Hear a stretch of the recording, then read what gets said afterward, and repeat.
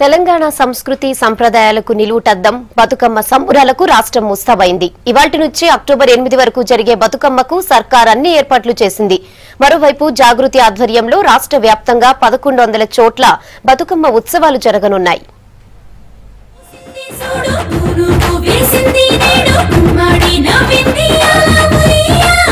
రాష్ట్ర వ్యాప్తంగా బతుకమ్మ సంబురాలకు అంతా రెడీ అయింది. ఇవాల్టి నుంచి 9 రోజుల పాటు పూల పండుగ ఘనంగా జరగనుంది. రాష్ట్ర ప్రభుత్వంతో పాటు తెలంగాణ జాగృతి ఆధ్వర్యంలో సంబురాలు కన్నుల పండుగగా నిర్వహించేందుకు ఏర్పాట్లు చేశారు.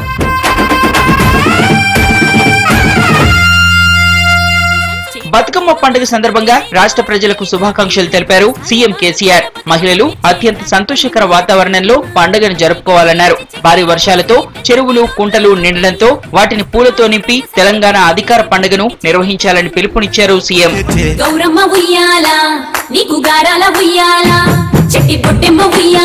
ఇవాటి నుంచి అక్టోబర్ 8 వరకు జరిగే బతుకమ్మకు అని ఏర్పాట్లు చేసింది సర్కార్. ఈ నెల 8న ఎల్బీ స్టేడియంలో ఒకేసారి 10,000 మంది మహిళలు మహా బతుకమ్మ ఆడేందుకు సిద్ధం చేసింది. మరోవైపు అక్టోబర్ 7 నుంచి 11 వరకు రవీంద్ర భారతి, గచ్చిబౌలి, ట్యాంక్ బండ్ దగ్గర జరిగే ఉత్సవాల్లో విదేశాలకు చెందిన కళాకారులు పాల్గొనున్నారు.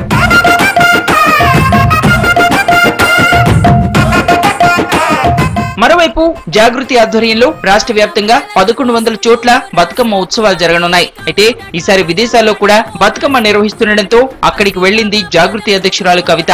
మొత్తం 9 దేశాల్లోని బతుకమ్మ వేడుకల్లో పాల్గొనున్నారు కవిత.